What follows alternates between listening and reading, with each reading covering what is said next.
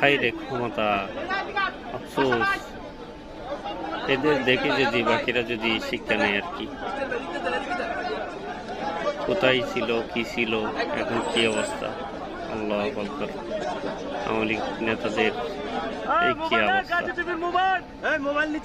ক্ষমতা চিরস্থায়ী নয়, সেটা আবারও প্রমাণ হলো।